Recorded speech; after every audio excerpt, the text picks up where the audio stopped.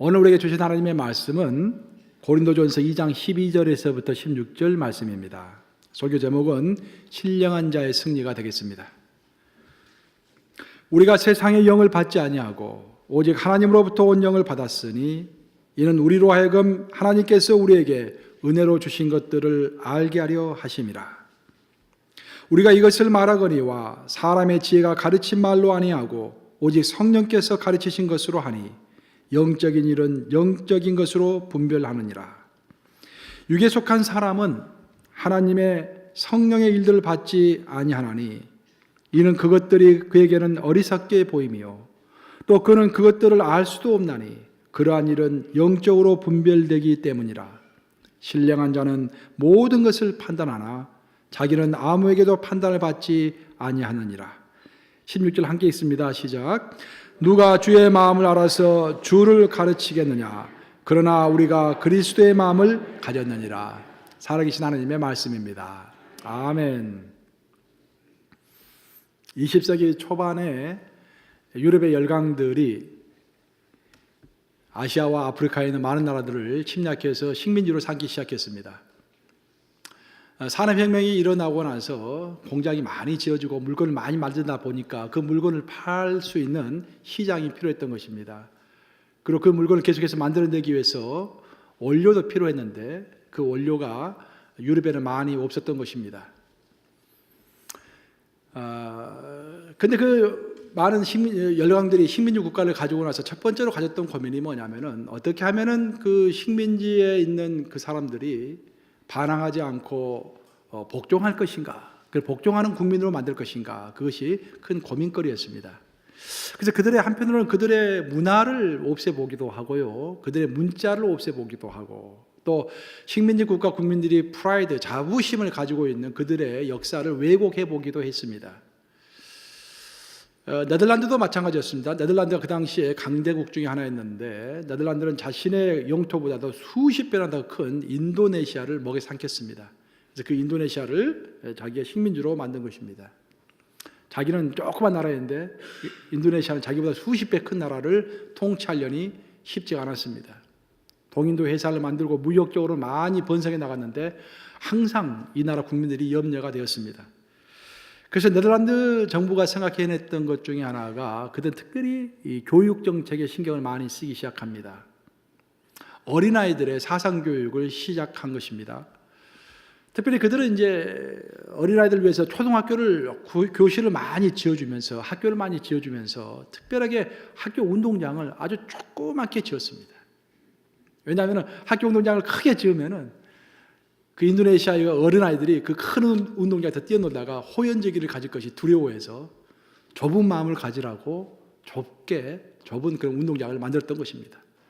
사실 오늘날의 심리학적인 결과로 보면 그것은 아무 상관이 없는 것인데 그 당시에는 심리학이 많이 발달되지 않아서 그렇게 생각을 했던 것입니다. 저는 그 글을 읽으면서 여러 가지 영적인 교훈들이 제 마음속에 와 닿았어요. 여러분, 오늘날 사탄 마귀가 가장 많이 쓰는 전법 중에 하나가, 전략 중에 하나가 우리의 마음을 좁게 만드는 것입니다. 멀리 보지 못하고 가까이 내 바로 앞에 있는 것만 우리를 보게 만듭니다. 자꾸 내 앞에 있는 사람, 내가 당하고 있는 일, 내가 억울한 일들, 그런 것만 자꾸 바라보게 만드는 것입니다. 사탄은요 또한 우리가 하늘을 보지 못하게 합니다. 여러분, 하늘 보면서 별 본 적 언제 있어요? 하늘에 있는 하나님을 보는 대신에 땅만 보도록 우리를 자꾸 인도합니다. 쉽게 말하면은 우리를 영의 사람이 아니라 육의 사람으로 만드는 데 치중하는 것입니다. 오늘 본문을 보시면은 사도 바울은 우리 인간들을 영의 사람과 육의 사람으로 구분하고 있습니다. 사도 바울이 표현하기를 영의 사람은 신령한 자라고 표현하고 있고 육의 사람은 육에 속한 자라고 표현하고 있습니다. 그럼 누가 신령한 자이고 누가 육에 속한 자인가? 사도 바울의 구분은 간단합니다. 하나님의 영, 성령으로 인도함을 받고 그리고 성경에서 가르치는 성경의 가치관을 따라서 살아가는 사람은 신령한 자입니다. 영의 사람입니다. 반면에 세상의 가치관과 세상의 수단과 방법을 가지고 이 땅을 살아가는 사람, 세상의 소망을 품고서 그것에 올인하는 사람, 완전히 매몰된 사람을 육에 속한 자라고 사도 바울은 설명하고 있습니다. 문제는 우리 믿는 자들, 여기 앉아 계신 자들은 전부 다 영에 속한 자인 줄로 믿습니다. 근데 문제는 우리는 영에 속해 있는데, 영에 속한 자들인데 이 세상에 속해 있는 이 세상은 우리를 자꾸 세상적인 방식으로 살아가도록 끌어당긴다라는 것입니다. 그리고 우리는 이렇게 교회에서만 우리 믿는 자들끼리만 살면 아무 문제가 없을 터인데, 예수님은 이 세상으로 나가서 너희가 빛과 소금의 역할을 하라고 했기 때문에 우리는 교회에만 머물러 있을 수가 없고 또 믿는 자들하고만 머물러 있을 수가 없이 부득이 세상으로 나가야 하는 것입니다. 그래서 문제는 우리 영의 사람이 육의 사람이 되지 않도록 어떻게 우리가 우리를 보호할 것인가, 그런 것들이 큰 문제가 되는 것입니다. 제가 최근에 뉴스를 보니까 한국에서는 이제 인천국제공항 제2터미널이 크게 완공이 돼가지고 이제 뭐 자랑스럽게 저기 신문 기사가 많이 나왔습니다. 그 신문 기사 읽다 보니까 그런 기사가 나와요. 인천국제공항 제2터미널에다가 패스트 트랙, 그러니까 급행 통로를 만들었다가 다시 없앴다라는 그런 기사가 나왔습니다. 패스트 트랙, 급행 통로라는 것은 1등석, first class, 1등석을 끊는 사람들, 또 비즈니스 클래스를 끊는 사람들, 비싼 표를 끊는 사람들, 그리고 VIP 같은 사람들이 이제 그 보안 절차를 신속히 하고 입출국 절차를 신속히 하도록 하기 위해서 특별히 만들어 놓은 그런 레인입니다. 그런데 한국에는 아직까지 그게 없대요. 지금 인천국제공항에 있는 것은 이제 약간 몸이 불편하신 분들을 위한 패스트 트랙은 있지만 비싼 표를 끊어가지고 뭐 VIP라 해가지고 빨리 통과하는 그런 것은 없대요. 아직까지. 그래서 인천국제공항 제2터미널에다가 그걸 새로 만들었어요 이제. 근데 그 만들었더니 난리가 난 겁니다. 국민들이. 이건 평등 정신에 위반된다. 왜 이렇게 차별하느냐. 들고 일어서 가지고 만들었다가 그걸 없앴다라는 그런 신문 기사가 또 크게 났습니다. 세계에 있는 제20대 상위 20대 국제공항 가운데서 패스트 트랙이 없는 국제공항은 인천국제공항밖에 없대요. 모든 나라들이 다 갖고 있는데 한국만 그게 없대요. 자, 그 기사를 읽어보면서 저도 제 기억에 제가 비행기 탈 때마다 느꼈던 것들이 좀 생각이 났어요. 그래서 이런저런 생각이 듭니다.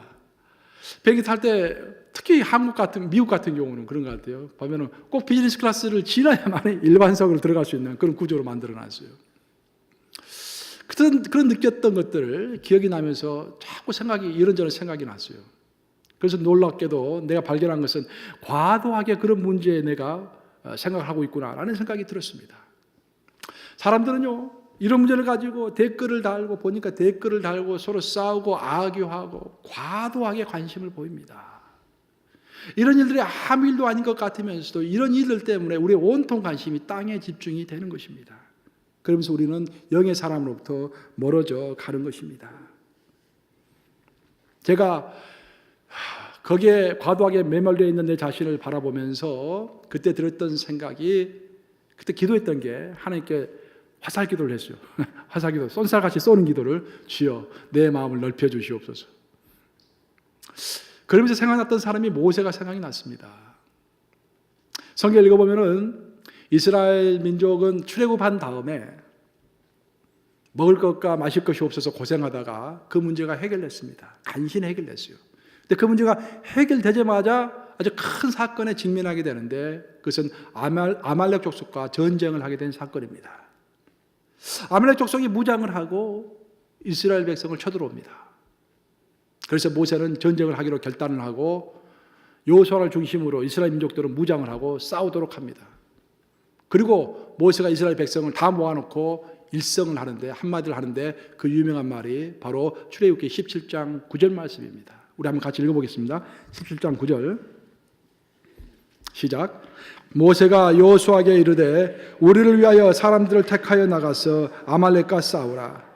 내가 내일 하나님의 지팡이를 손에 잡고 산 꼭대기에 서리라. 모세가 어디에 서겠다고 했습니까, 여러분?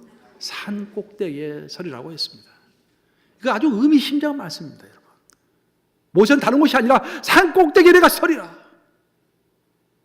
산 꼭대기, 여러분들 등산 가서 산 꼭대기에 올라서 본 적 있으세요? 등산 가서 산 꼭대기에 올라가 보면요, 세상이 전부 성냥갑처럼 보입니다. 조그맣게 보입니다.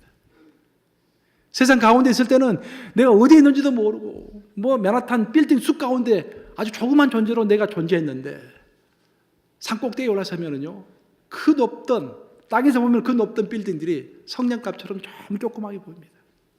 그래서 내 안에 있는 문제도 작게 보여요. 무엇보다 산 꼭대기의 상징적인 의미는, 성경에서 말하는 산 꼭대기는요, 모세가 산 꼭대기는 이야기를 2번 했는데, 산 꼭대기라는 그 상징적인 의미는 뭐냐면은 하나님이 계신 곳과 가까운 곳입니다. 모세는 지금 산 꼭대기에 서가지고 한쪽에는 아말렉 족속들이 모여 있고 한쪽에는 이스라엘 백성들이 모여서 서로 전쟁을 준비하는 그 모습을 한눈에 다 보고 있습니다. 그 전에는 땅에 있으면은 내가 무장을 아무리 하고 있다고 할지라도 워낙 많은 사람 가운데 있기 때문에 적이 보이질 않아요. 적이 보이질 않습니다. 근데 산 꼭대기에 올라섰을 때 모든 것이 한눈에 다 바라보는 것입니다. 그 한눈에 바라보는 그 영의 눈을 가지고 하나님께 기도하는 것입니다. 영의 사람으로서 하나님의 부르짖어서 민족을 위해 기도하는 것입니다.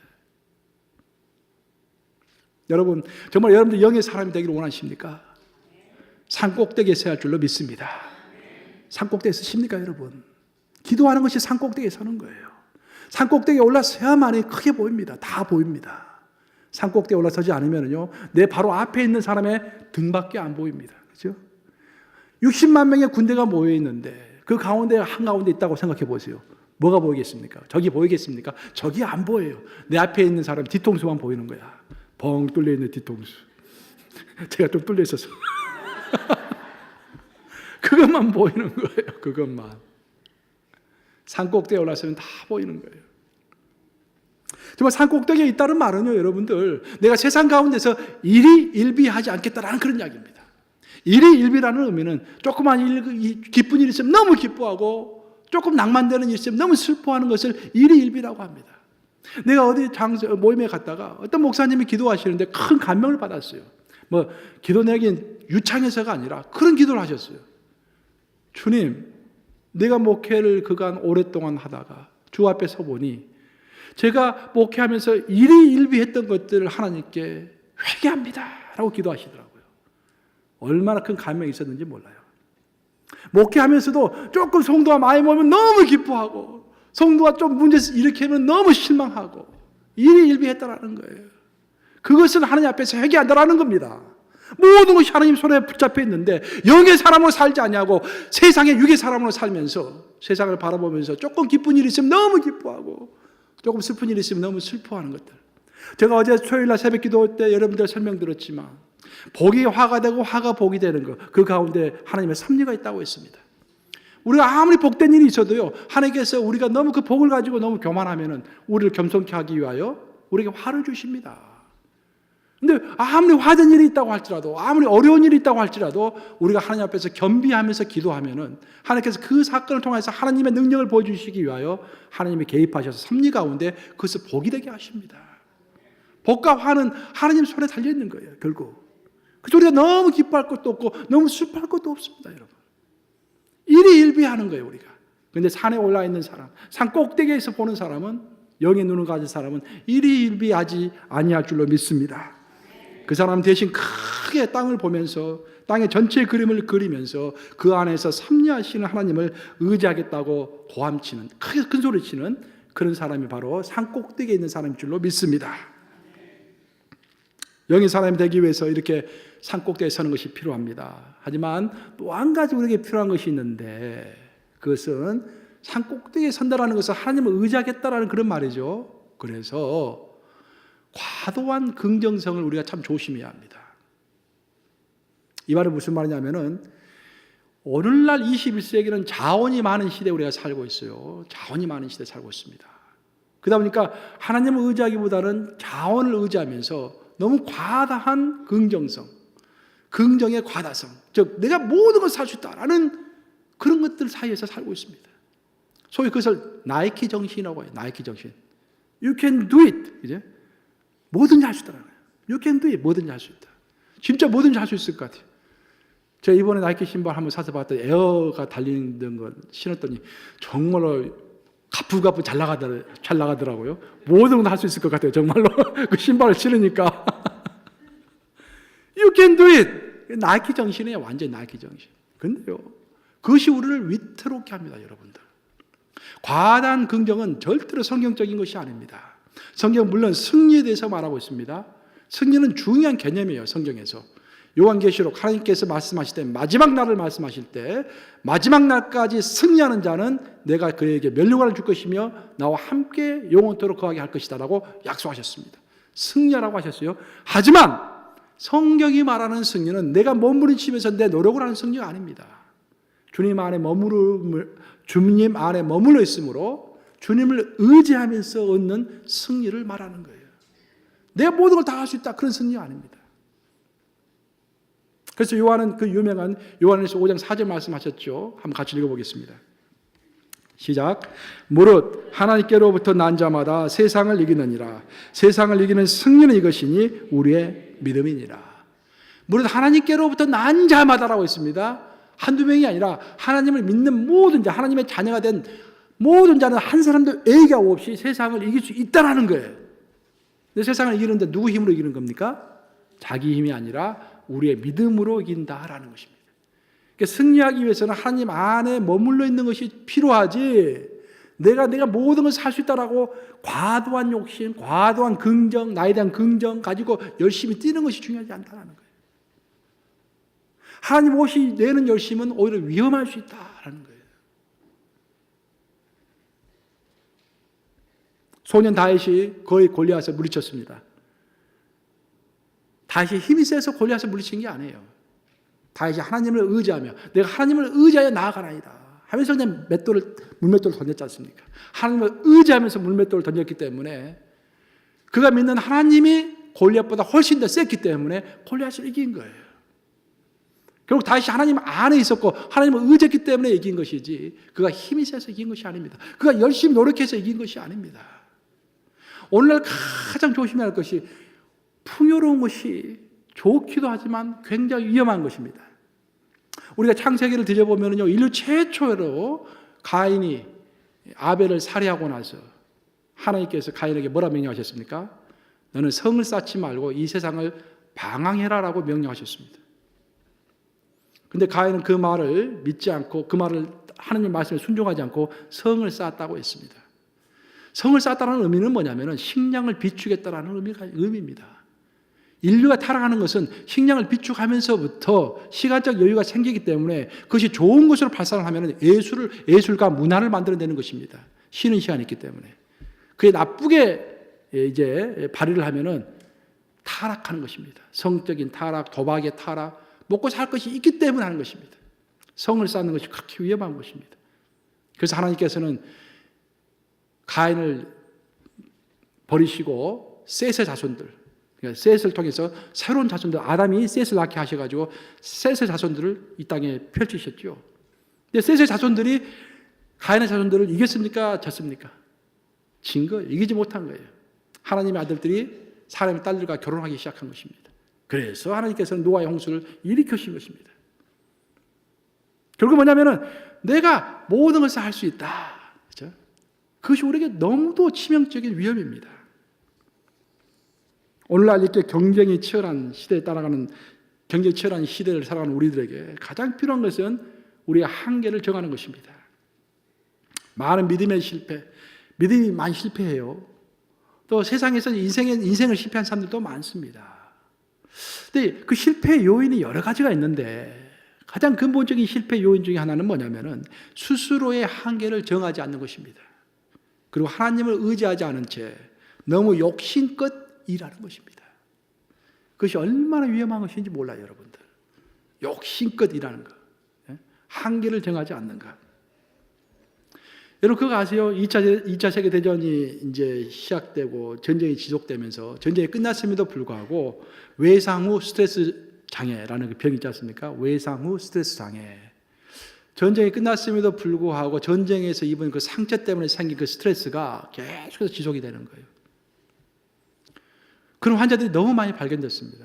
그래서 이제 학자들이 연구를 하기 시작했어요. 왜 도대체 2차 세계대전이 끝나고 나서 이런 병자들이 많이 생긴 것인가?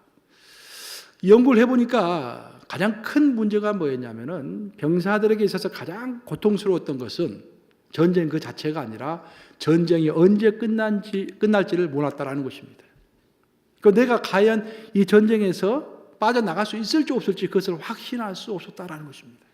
어떤 경계가 없었어요. 그래서 미국 정부에서는 그것을 교훈 삼아가지고 이제 베트남 전쟁을 하는데 베트남 전쟁도 굉장히 장기적으로 끌었잖아요. 그래서 군사들을 위해서 외상 후 스트레스 증후군을 줄이기 위해서 조치를 취합니다. 해병대는 무조건 395일, 그리고 육군은 365일만 근무하면은 무조건 일단 후방으로 나오는 거야. 그리고 다시 들어가든지 그냥 퇴역하든지 그 전법을 썼습니다. 전략을 썼습니다. 그러고 나서 외상 후 스트레스 증후군이 확 내려갔다는 그런 기록이 있습니다. 뭐냐면은 노력의 한계를 정한 거예요. 시간의 한계를 정한 것입니다. 또 근무의 한계를 정한 것입니다. 그 한계가 있다 보니까 그것을 바라보면서 그 한계를 넘지 않고 자신을 보호할 수 있었던 것입니다. 사랑하는 여러분, 오늘날 우리가 영의 사람으로 살아가는 데 있어서 가장 방해가 되는 것 중에 하나가 욕심입니다. 한계를 정하지 않는 욕심입니다. 과도한 긍정성. 재물도요, 우리의 한계를 정해야 합니다, 여러분. 하나님 앞에서 내가 죽는 그날까지 이 정도 재물로 내가 살겠다라는 한계가 없으면요, 끊임없이 일을 하게 돼 있어요. 그렇지 않아요, 여러분들? 지금 만족하십니까? 더 많이 갖고 싶지. 조금만 더 이래도 되겠다. 조금만 더, 조금만 더. 처음 그렇게 일을 하게 돼 있어요, 우리가. 그것이 또 사탄의 전략입니다. 여러분, 노력의 한계도 정하셔야 돼요. 노력의 한계를 딱 정하지 않으면요, 끝이 없어요. 저도 지금 이 나이 먹어서도요, 제가 뭐 나이를 많이 먹은 건 아니지만, 이 나이 들어서도 어떤 국제정치학적인 그 논문이나 아티클을 보잖아요. 막 유혹을 느껴요. 계속 공부하고 싶은 거예요. 막 계속 보고 싶은 거예요. 막. 끝이 없어요. 그 욕망이. 나에게 주어진 나의 첫 번째 일은 하나님을 경외하는 것이고, 나에게 맡겨진 하나님의 양떼들을 이끄는 것이 이제 첫 번째 임무잖아요. 나를 내가 경계를 짓지 않고, 내 스스로 경계를 짓지 않고, 내 스스로가 나를 컨트롤하지 않으면 끝이 없습니다. 욕심이. 알고 싶은 욕심, 공부하고 싶은 욕심이 끝이 없어요. 계속 공부하고 싶어요. 지금도. 어떤 사람은 그것이 운동으로 발휘될 수 있어요. 끝없이 운동하고 싶어요. 더 좋은 육체를 만들고 싶은 거예요. 어떤 사람은 끝없이 돈을 벌고 싶어요. 가게를 한 개 했으면 두 개, 세 개, 네 개 계속 만들고 싶은 거예요. 끝이 없는 거예요. 나이키 정신입니다. 나이키 정신. 오늘날 영의 사람으로 살아가는데 가장 위험한 것입니다. 여러분. 자기 노력의 한계도 정해야 되고요. 부의 한계도 정해야 되고, 자기의 명예의 한계도 딱 정해야 합니다. 하나님 앞에서. 욕심의 한계도 정해야 합니다. 어떤 사람은 그렇게 이야기할 수도 있겠죠. 아, 그렇게 적게 조그맣게 잡으면 어떡합니까? 하나님 앞에서 뭐 불가능이 없는데. 여러분이 정말로 좁게 목표를 잡으셨다면, 조그맣게 목표를 잡으셨다면 하나님께서 넓히십니다. 우리는 하나님 앞에 생각해 봐야 돼요. 어느 선에서 내가 멈출 것인가? 그래야만 내가 세상의 유혹을 떠나서 하나님을 진심으로 따를 수 있을 것인가? 생각해 봐야 할 줄로 믿습니다. 사도 바울은 신령한 사람은 성령의 인도함을 받는 사람이 신령한 사람이라고 했습니다. 그래서 오늘 본문 15절에서 아주 기가 막힌 말을 합니다. 신령한 자는 모든 것을 판단하나 자기는 아무에게도 판단을 받지 아니하느니라. 놀랍지 않습니까? 신령한 자는 모든 것을 판단한대요. 하지만 자기는 아무에게도 판단을 받지 않는다라는 거예요. 여기서 아무에게도라는 것은 세상으로부터라는 것입니다. 영의 사람은 성령의 인도를 받는 사람이기 때문에, 성령은 진리 그 자체이고 이 온 우주를 창조한 그 진리 자체이기 때문에 성령의 인도를 받아서 성령의 지혜로 사는 사람은 완벽한 진리 안에 있기 때문에 세상의 심사를 받을 필요가 없다라는 것입니다. 그것이 사도 바울의 결론이에요. 하지만 문제는 우리가 세상의 심사를 받을 필요도 없음에도 불구하고 우리 스스로가 세상을 부러워한다는 거예요. 우리 스스로가 세상을 따라간다는 거예요. 세상의 방식과 수단을 의지해서 살아가려고 한다는 것입니다. 우리를 유혹한다는 것입니다. 그래서 우리가 마지막으로 또 한 가지, 영의 사람으로 살아가는 방법 한 가지를 더 말씀드린다고 한다면, 내 시야를 좁게 하는 것, 내 시야를 가로막고 있는 것들을 사정없이 쳐내야 합니다. 사실 성경이 가르치고 있는 많은 내용 중에 하나가 그거예요. 어떻게 하면 내 앞에 내 시야, 영적인 시야를 가로막고 있는 것들, 나를 근심하게 만드는 것들, 그런 것들을 쳐낼 것인가, 그것을 가르칩니다. 성경의 나라인 이스라엘을 방문해 보면요, 이스라엘에는 이제 그 광야가 많잖아요, 광야가. 이스라엘 광야를 보면은 거칠 곳이 없습니다. 눈에 거칠 곳이 없어요. 쫙 광야죠, 그냥. 적막 가운데 있어요. 신비로워요. 밋밋합니다. 그런 무자극성의 광야에서 세계 3대 종교가 나온 거예요. 유대교, 기독교, 이슬람교. 그 광야에서 전부 나온 것입니다. 고요하고 신비로워요. 우리의 시야를 가로막는 것이 없습니다. 광야가 영적으로 의미 있는 것은 우리의 마음을 넓게 합니다. 우리의 시야를 좁게 하지 않고 탁 트게 만듭니다. 그래서 광야가 의미가 있는 거예요. 오늘날 중동에 있는 광야에는요, 주로 베두인들이 살고 있습니다. 베두인들. 근데 제가 이제 요르단을 한번 갔었는데, 그 요르단에 이제 그 베두인들이 많대요. 그래서 이제 요르단 정부가 세금을 좀 거두려고 그 사람들에게 이제 너희들 방랑 생활 하지 말고 한 곳에 정착해서 살아라. 정착해서 살아야 세금을 거둘 수 있을 거 아닙니까? 그래가지고 그들 정착해서 살 수 있도록 집을 다 지어준 거예요. 무료로, 공짜로. 그래서 여기서 살아, 아파트를 지어주면서 거기서 살라고 그랬어요. 그래서 이제 베두인들이 그 아파트에서 사는데 그래도 1년에 서너 달은요 꼭 텐트를 짊어지고 광야로 나간대요. 그 도대체 왜 나가느냐라고 물어보니까 너무 답답해서 이 집안에서 이 마을에서 살 수 없더라는 거예요. 그래도 1년에 한 서너 번은, 3달, 4달은 꽉 트인 곳에 가야만이 자기가 살 수 있을 것 같다라고 해서 베두인들은 지금도 날씨가 좋으면 서너 달 정도는 텐트 메고 바깥에서 산다라는 것입니다. 그런데 이제 요르단에 있는 어떤 관광 가이드인데 여자분이세요. 직접 들은 말인데 베두인들하고 광야에서 한 일주일간 같이 살아본 적이 있대요. 근데 하루는 이제 잠을 자고 아침에 쭉 나왔는데 아니 그 텐트 주인이 그 나무를 베는 큰 칼을 들고 딱 서 있더래요.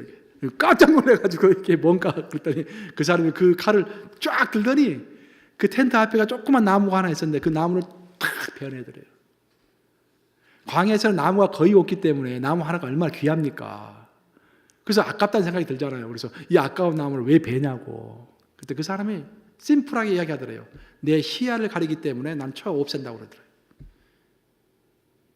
그 조그만 나무 하나가 텐트 바로 앞에 있어가지고 시야를 가리는 거예요. 넓은 광야를 못 보게 하는 것입니다.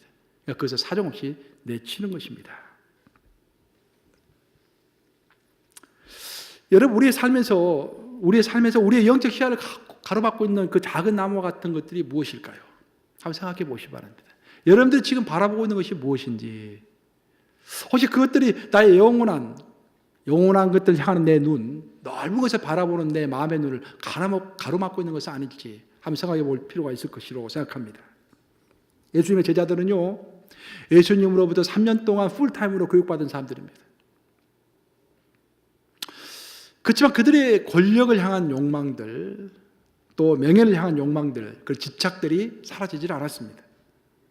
예수께서 제자들과 마지막 만찬을 하실 때 그렇게 말씀하셨습니다. 내일이면 내가 죽는다.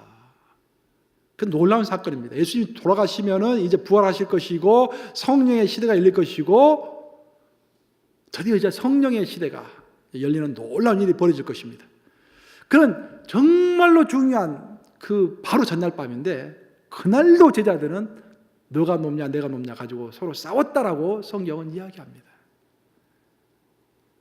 자기 눈앞에 있는 명예와 권력에 관한 집착, 그 작은 나무에 얽매여 가지고 큰 새로운 시대가 벌어지는 것들을 모르고 있는 것입니다. 영적으로 센스가 묻어져 있는 것입니다. 사탄은 우리 바로 앞에 바로 이런 나무를 심습니다. 내 중심으로 보게 하고 염려하게 만들고 이 땅 중심으로 우리를 살아가게 만듭니다. 끊임없는 욕심 가운데 살도록 합니다. 산 꼭대기에 올라서지 못하게 하고 땅에만 머물게 우리를 잡아 끕니다. 이래서 영의 사람은 작은 가지를 끊임없이 쳐내는 사람이 할 줄로 믿습니다. 이제 말씀 마무리합니다. 미국 남북전쟁 중에 이제 한때는 그 남군이 북군보다 더 이렇게 강성했어요. 그래서 참모들이 걱정이 됩니다. 그래서 한 참모가 링컨 대통령이 그렇게 말했다고 그래요. 대통령 각하, 지금 남군이 우리보다 훨씬 더 센데 하나님은 남군 편일까요? 아니면 우리 북군 편일까요? 그러니까 링컨 유명한 말을 했다고 하죠. 제군이요. 나는 하나님이 남군 편일지 북군 편일지 그것은 별로 관심이 없네. 내가 관심을 가지고 있는 것은 오로지 나의 관심은 내가 하나님 편에 서 있는가라는 그것이네 라는 유명한 말을 했습니다. 사랑하는 여러분, 하나님 편에 서서 하나님의 지혜와 능력을 의지하는 영의 사람이 최후 승리를 얻을 것을 믿습니다. 이 말씀 명심하심으로 오늘 세 가지를 말했습니다. 첫째, 산꼭대기에 서야 한다. 기도하라는 말입니다. 두 번째, 과도한 긍정, 한계를 정하지 않는 욕심이 위험하다. 세 번째, 영적 시야를 가리는 작은 나무들은 즉각적으로 쳐내야 한다. 이 말씀 명심하심으로 항상 영의 사람으로 하나님 앞에 서서 신령한 자의 승리를 누리시는 여러분 되시기를 우리 주님의 이름으로 축복합니다.